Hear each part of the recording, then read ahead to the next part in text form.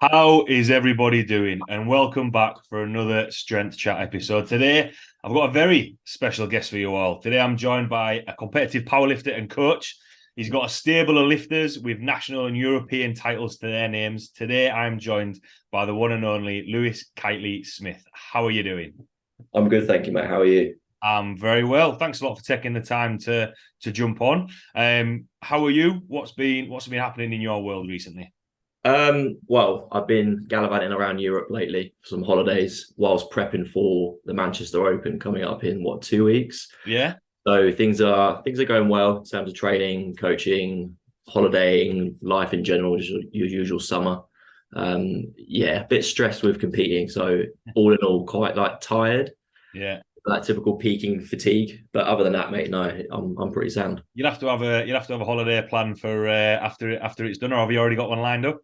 I'm going to Ireland the weekend after for the abs pro, and Yeah. then the week after that, I'm going to Romania to handle as part of the GB Europe, not European, but the GB junior team rather. So Oh, nice.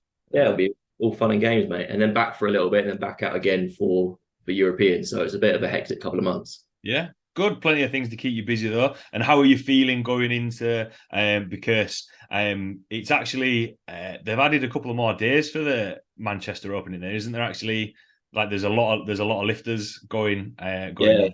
So I think they had like 500 entries in the end, all in all, like including waiting list. So they had to add another day in on the Thursday. I'm only really going up Friday night, so I'll be there Saturday, Sunday. But I've got a lot of lifters on Thursday, Friday, Saturday, and Sunday. But thankfully, a friend of mine is going to help handle all those because there's no way I'll be able to handle and compete. I Yeah. find it too tiring. Yeah. Yeah, definitely. And how are you? How has training been going? And obviously you've said there a bit of traveling, feeling good, or how are you feeling heading into it? It was going really well. It's still going really, really well. I need to stop like going abroad and going on last minute holiday, back and not sleeping and eating. But no, I hit a deadlift PB yesterday. Should be matching my squat PB this week, and then bench needs to pick up a little bit. For some reason, it's just plateauing. I hit 200 kilos about 6 weeks ago, and then since then it doesn't seem to be going anywhere. But I don't know. We'll see. I'm aiming for an 800 kilo total. So as long as I get somewhat near that, I'll be happy. Yeah. Oh, nice. Well, good luck. Good luck for that in a couple of weeks. I know obviously I did a little bit of an introduction there. But for everyone listening, just want to give a little bit of a background to yourself in terms of how you got involved in coaching, your own kind of how you got involved in powerlifting. Yeah, just a little bit of a background to yourself. So it kind of stems back from when I first started lifting when I was probably like 16, 17. I did bodybuilding for a few years, ran that until I was about 20 years old. But during that time, I was always like in the gym helping people, took an interest in the early YouTube fitness scene, the whole designing programs, writing programs for myself, my mates. And that kind of then stemmed into when I went to university, I was more then invested into strength programming, primarily for like I wanted to do American football. Never ended up doing it, but kind of just got more invested in more strength programming. Did that for myself for a while. So this is going back like 9 years now. So that's when I first kind of got into writing the programs, more of like a power building style of training rather than strictly powerlifting. And then probably a year or 2 years after that, when I was in my third year at university, there was a powerlifting club that got established. I didn't really know too much about powerlifting competitions, but I knew about the training style, the program design, because part of my bachelor's modules was like S&C training. So I've always had like my dip my toes in that sort of aspect of the weight room, I guess you could say. And then I was probably one of the stronger people back then.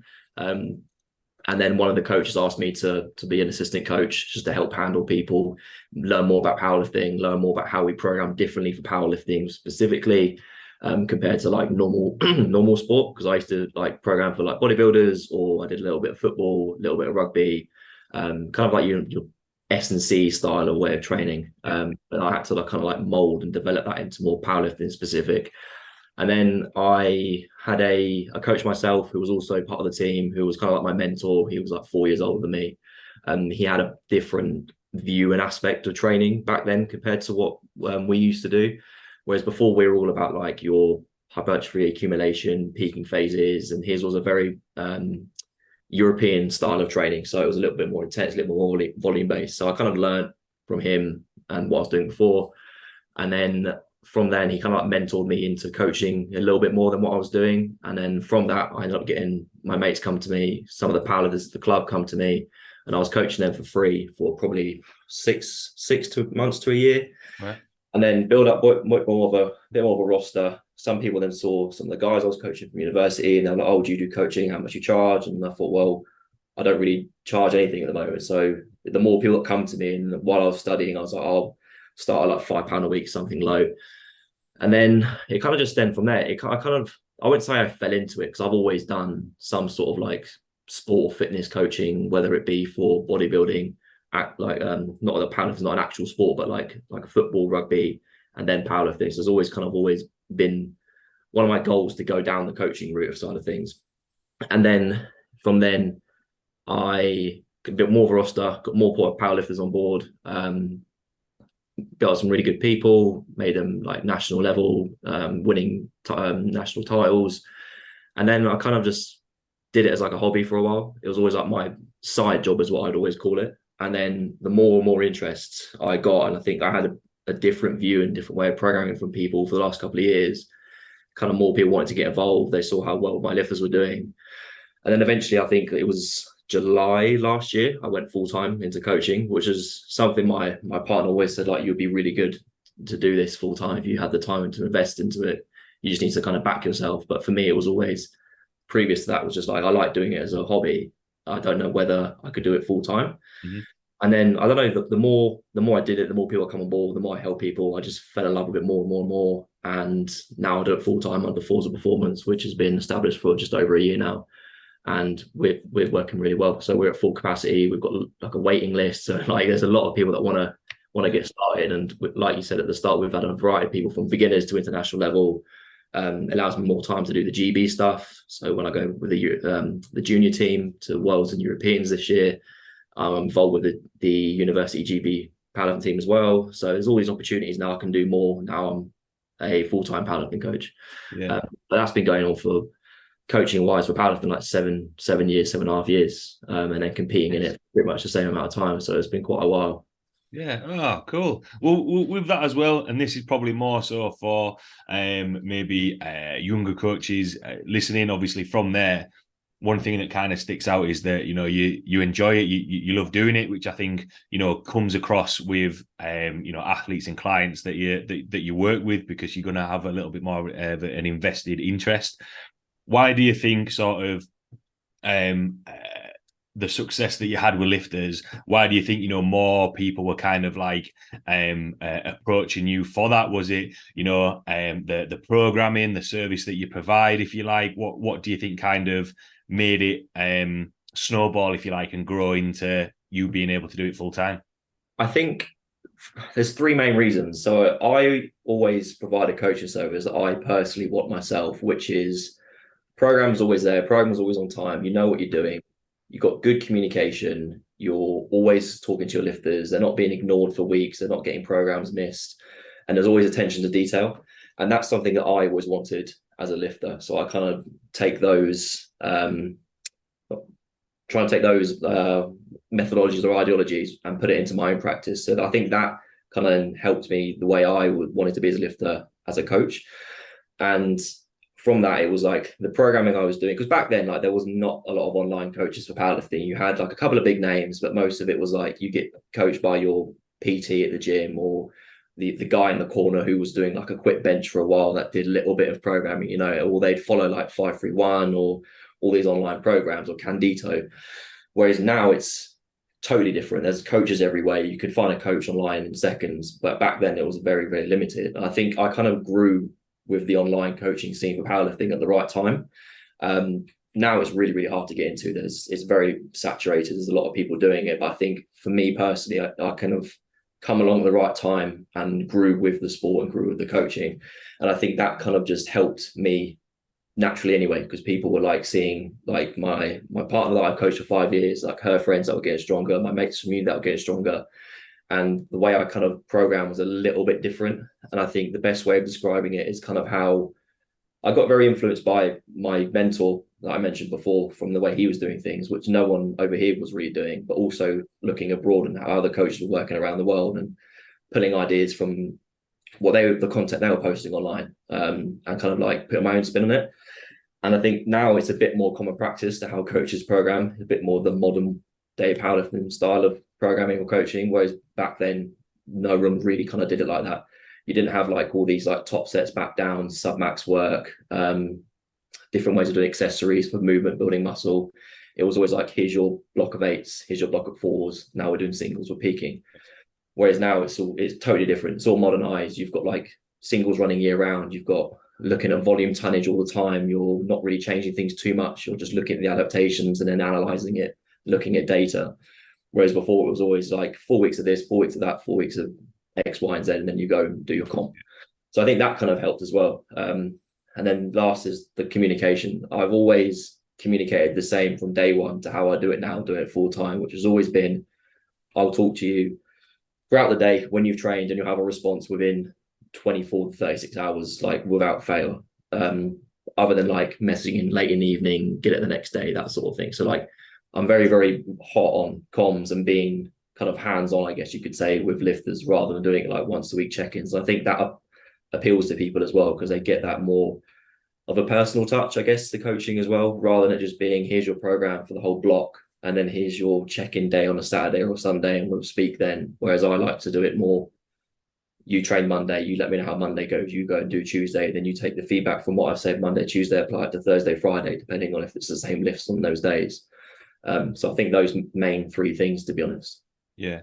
Yeah, no, I think that's really important. And, one thing that you said there about, growing as sort of like online coaching developed, maybe a little bit of a tangent, but, during COVID, when obviously the world shut down, it was all of a sudden everyone was an online coach. Whereas, the other things that you've mentioned there, having that personal approach, having that communication, I think people want, rather than just having that, there you go, there's your 4 weeks, I'll speak to you, I'll speak to you in a month, because things will change. And I think you've got to adjust and adapt and track things to the person that's in front of you, because what might work for one lifter might not work for the next. I know there's principles and things to follow from that, but you're still working with that person who might be working 9 till 5 or working night shifts or whatever, to be able to get the best out of them.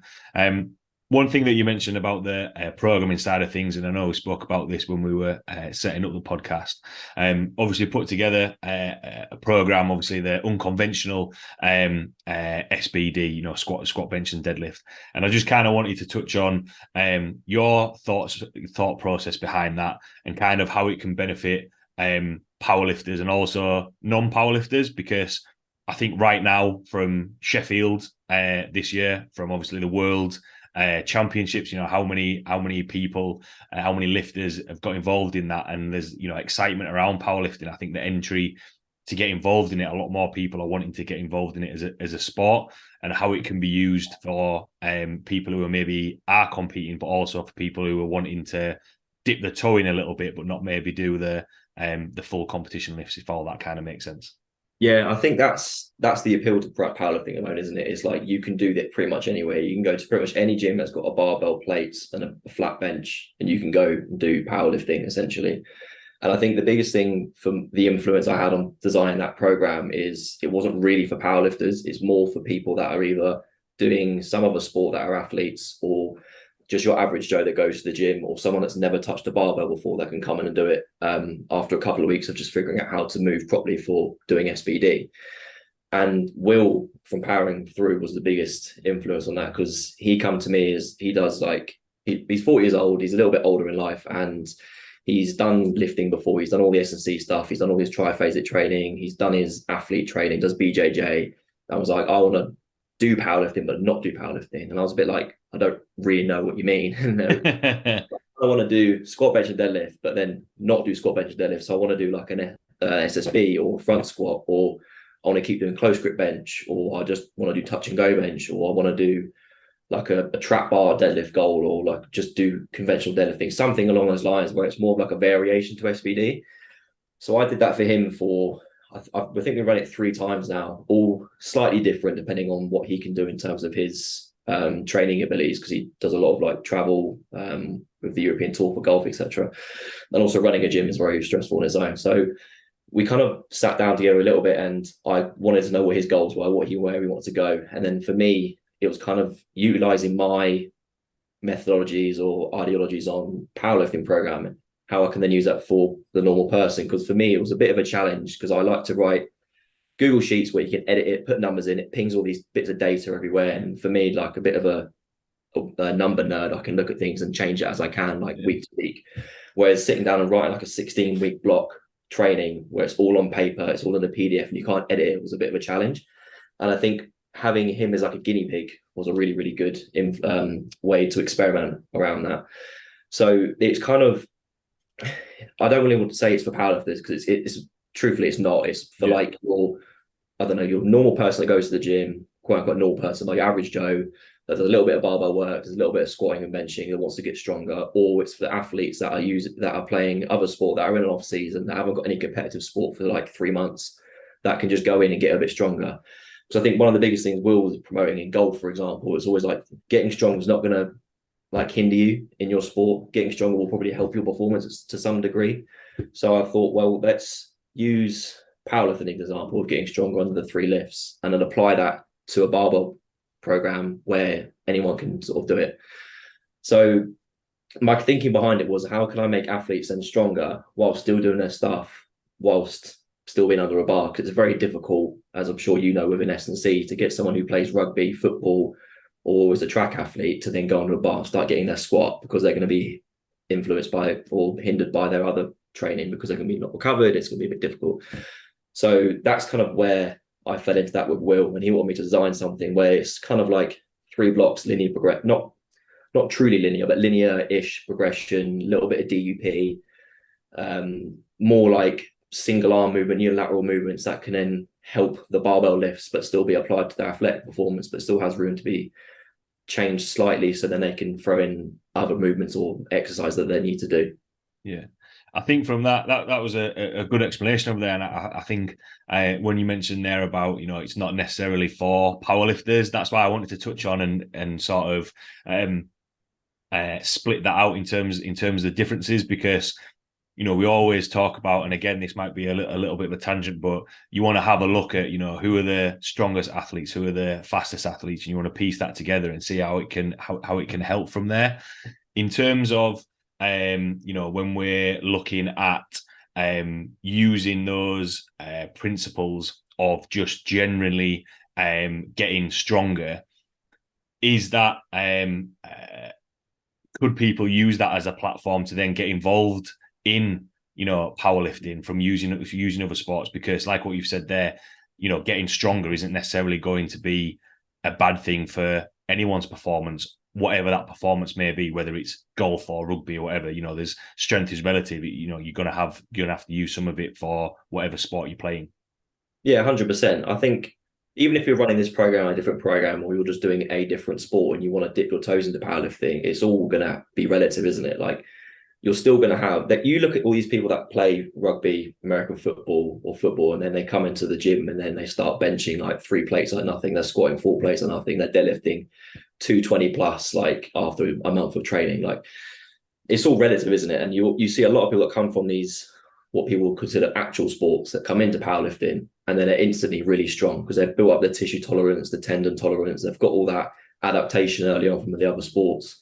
And then coming into a powerlifting where it's a little bit easier, it's a little bit more simple. You're literally either sitting down and standing back up again.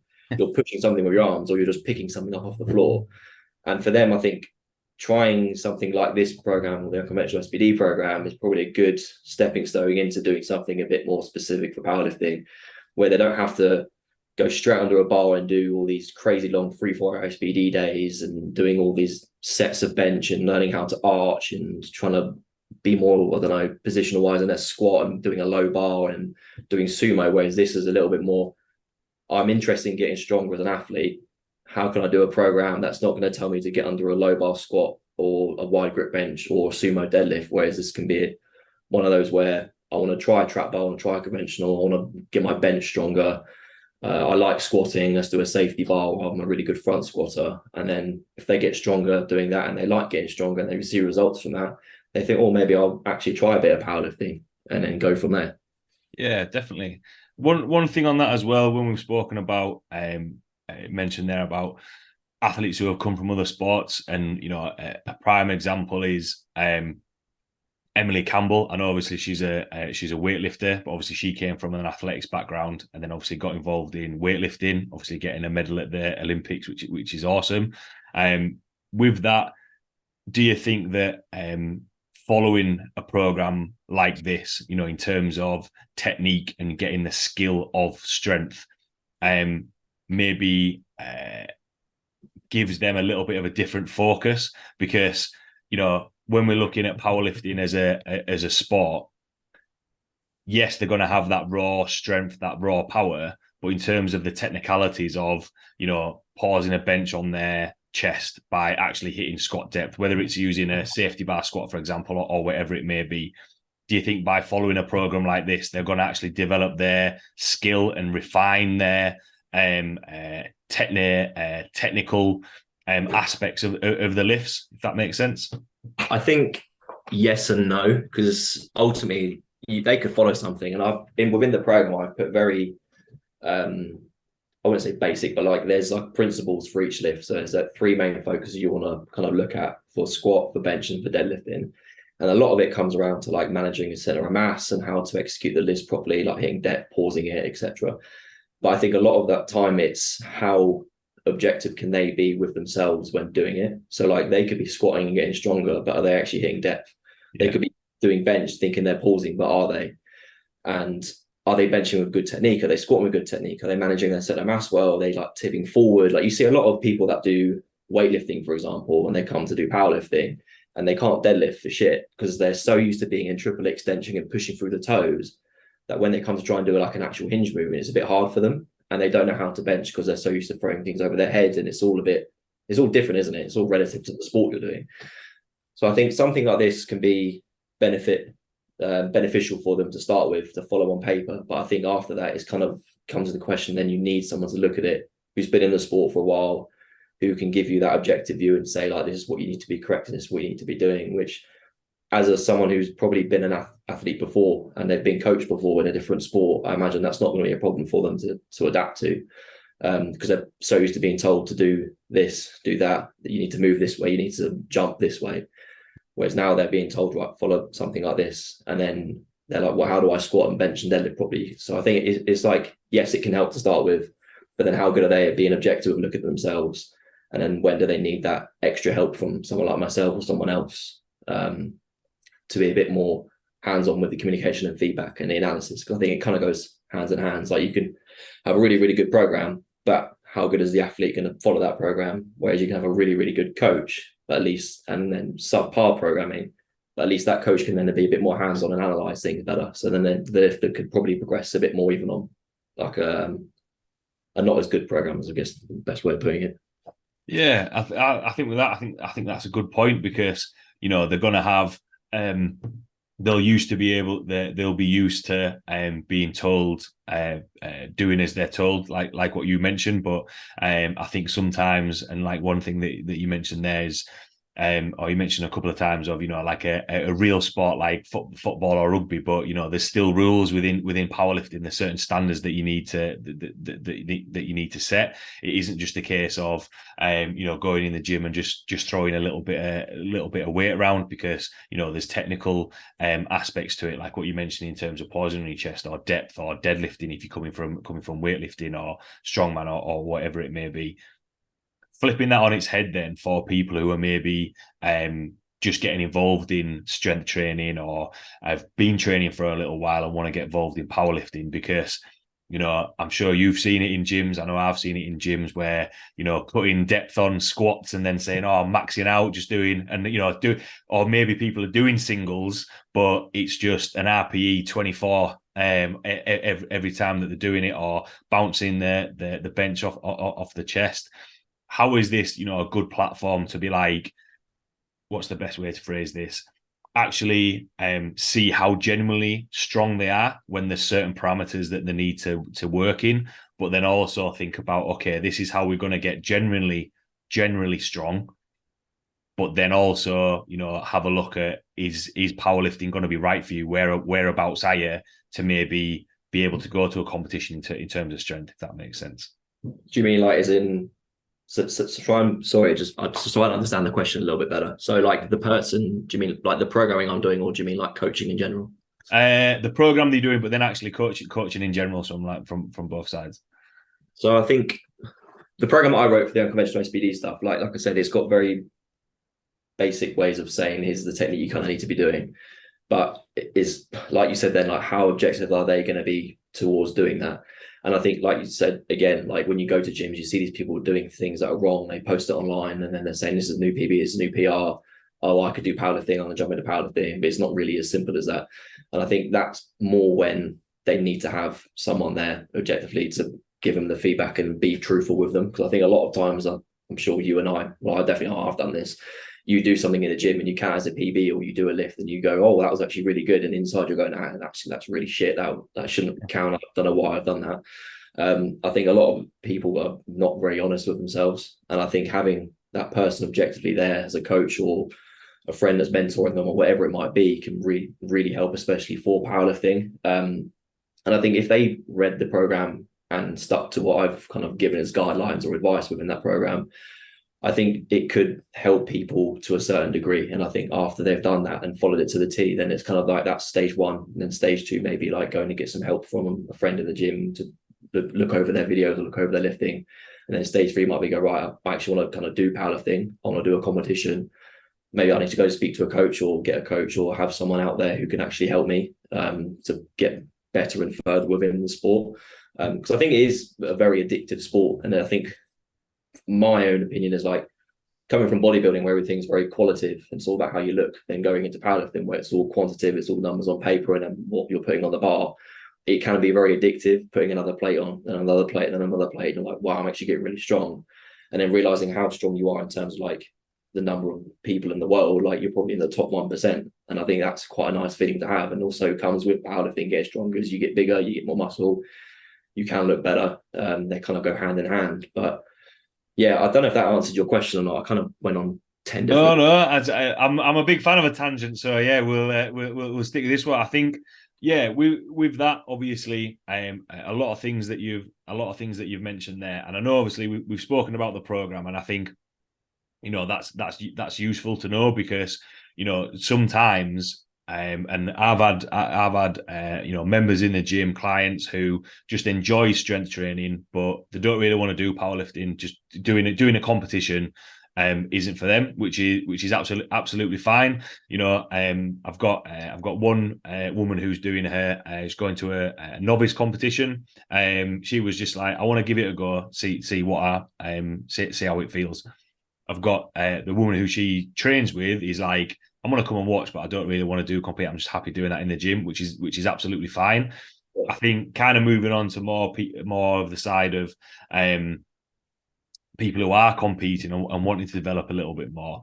Obviously, there's certain standards that needs to be hit, and you mentioned a lot about the role of a coach and that technical feedback. And when we first started talking at the start, the results that you got with your lifters, and then people coming and saying, look, I want to work with you. I want to see that progress.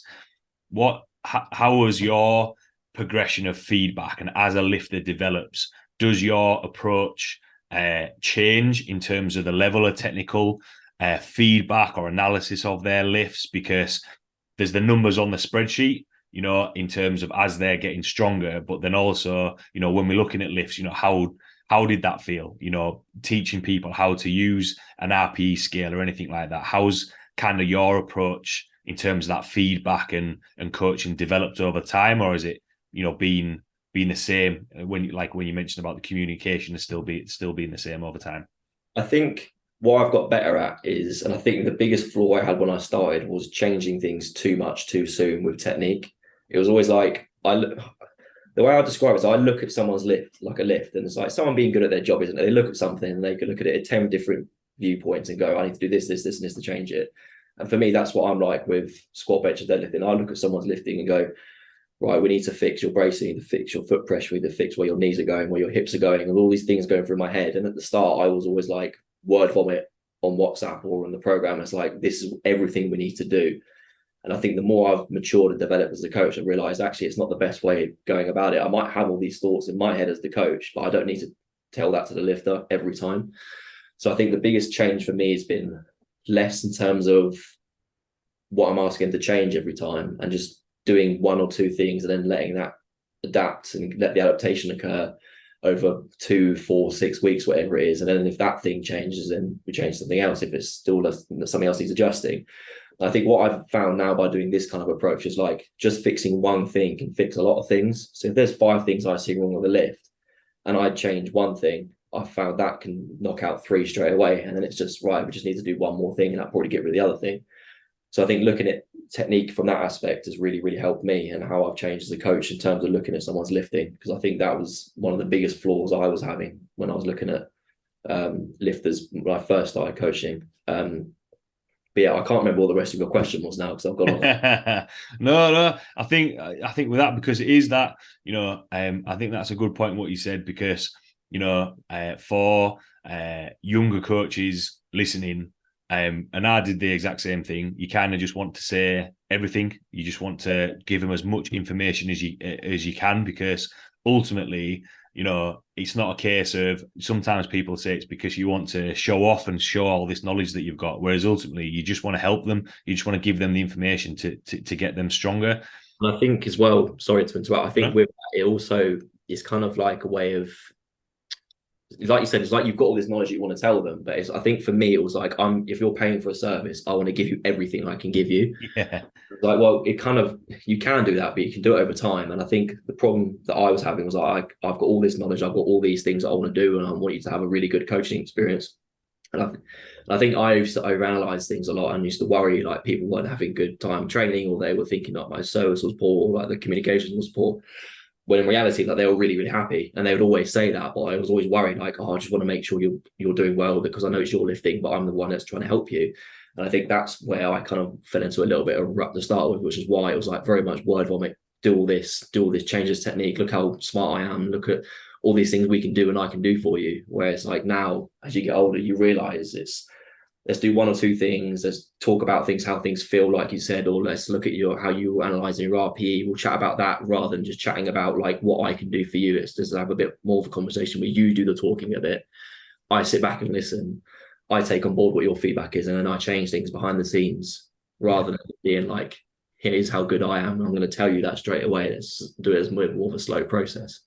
Yeah, I think that's sometimes a common mistake that happens. Just kind of like, look, I'm gonna tell you what to do, whereas they're the person underneath the bar, because you've got to take that into account. And it's much better, for me coming from a rugby background, it's much better to work as a team, because I know there's times, and I'm sure you'll have had it, where they just have to do as they're told, and like, look, this is what we're going to do. But more often than not, it's going to work. It's going to work a lot better by having that communication. Just on that as well, and this is probably something that newer lifters will probably think, because they're going to get those newbie gains and everything's going to get a PB, and that they're going to be progressing. As a lifter develops, they're going to national, international competitions. How much input or feedback do they having on the program? Because they've got a little bit of experience, they're going to have an idea of what feels good, what has worked in the past, what's kind of your approach with that, and how much input do you let them have while you're behind the scenes making the program? So I like to be collaborative, but I do think there needs to be a line that's drawn on that, because I think if you have people that are too, I don't want to say opinionated, but if they have too much to say about their own programming and where they're doing things, I think 1, it clouds their own judgment of what's actually going on. I think 2, it becomes a bit for you where like you're kind of just doing what they want to do, but they're paying for coaching. So like, are you actually coaching? I don't really think it kind of falls into that. But then I think for 3, like you as the coach, you need to back your way of programming, your methodology to training, everything like that. You kind of just need to let them trust the process and run it. But I think as long as you explain that to them and then what you're doing, I think that's helpful for them and reassures them, because you have a lot of people that worry you, like, say 4 weeks out you've done something and I don't know, a week of training's not feeling great, and you're just like, no, just trust the process a bit, and they can get a little bit like worried, upset, or a bit hesitant, and then 2 weeks later they're hitting PBs and like, oh no, I listened to you, it's been great. But I think for me, to start with when they're beginners, I kind of like to write the program, let them run it, and the more they develop with it, I obviously take on board their feedback and everything, what they're saying. But I think because they're still, if they're new to the sport or new to the gym in general, they don't really know how things truly feel. And I think that's where you have to be a bit more experimental in terms of programming. And that's kind of where I change for beginners as they get more intermediate into advanced. But I take on board everything I normally would, whether they're a beginner to like an international lifter. But at the early stages of them doing it, it's a bit more, I'm the captain of the ship, you're doing it whilst we're trying to steer you towards whatever goal it is. Whereas I think the more intermediate and the more advanced they are, especially in powerlifting, because they're a bit more aware of their body, a bit more hyper aware of certain things. They kind of know what's worked before. And it kind of depends on the person as well, because I've got some guys that are like international level that are just like, you write everything, I'll follow it. Yeah. I'll say how I feel and you take that on board and you do what you need to do. Whereas like others that are a bit more like, I trust everything you do, but here's just my thoughts and my ideas. And then you've got the other side of the coin where it's like, I want to do this, this, and this. And it's kind of, I think you kind of have to adapt your coaching and programming style and the way you communicate to those people, because the people that are like, this is great, I just want to keep doing it, that's great for me, I'll carry on doing what I'm doing. Where the others that are a bit more neurotic with their training, you kind of have to explain things a bit more, and just say why you're doing certain things, which I've got no problem with doing at all, because I'll always back what I've done. But there might be the odd time where they've highlighted something that you might have overlooked or you might have missed, and you've gone, oh shit, right, yeah, thanks for reminding me, let's make sure we do that next time, or we'll add that back in, or whatever it is.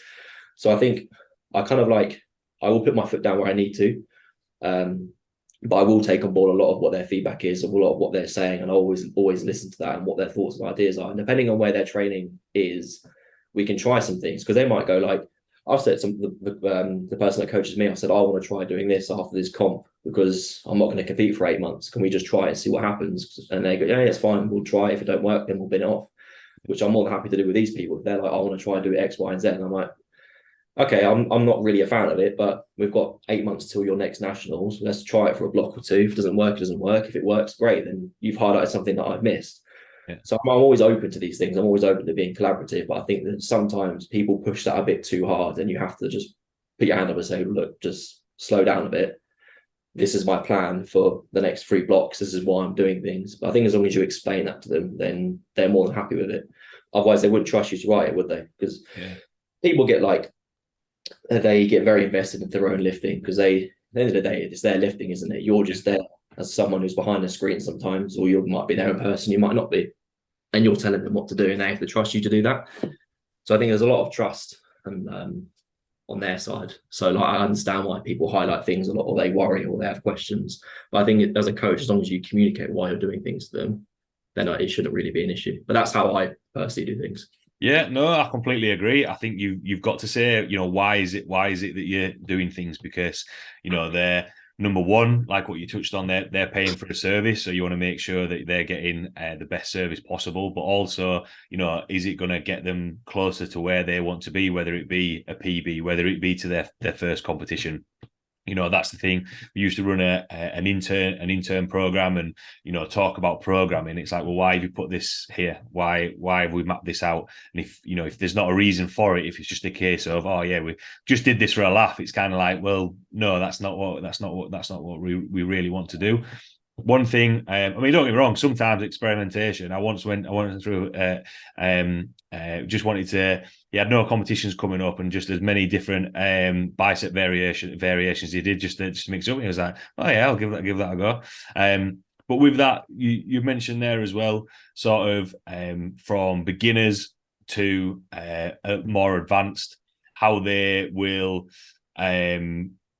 be influenced by certain things. Beginners not fully knowing, but wanting to be like, I want to get stronger, so this is what it's feeling like.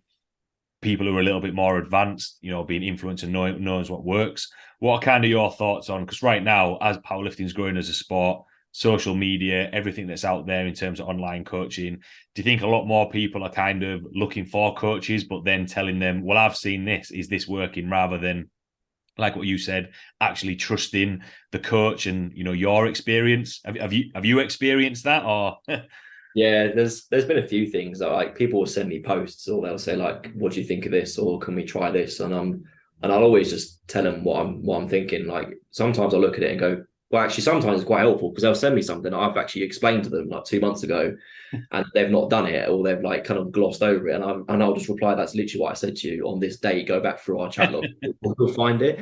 So I think sometimes it could be helpful, because I think the way I explain something might be different to how you explain something, how it might be to a different coach to explain something. And sometimes that just clicks in someone's head. I've had it before. Look, the person that coaches me, she's explained it, and then my mate's gone and explained it. And I've actually, well, you've actually said it in a way I've understood. Whereas when they've done it, we couldn't really get my head around it.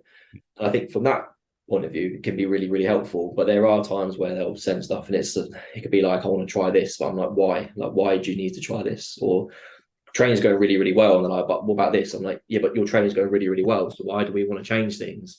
Because that's the biggest thing that I'm like programming at the moment, is like, I don't want to change too much, because otherwise we're not going to know what's working, what's not working. Yeah. So when they come with me these ideas or these new different things, I'm like, okay, why? Like, tell me why you want to do that, for example. But it's like I said, if they've got the time to do it, then fine, we'll give it a go. Why not? But yeah, I've had that before, where, or they're just like, "What's your thoughts on this? What's your opinions on this?"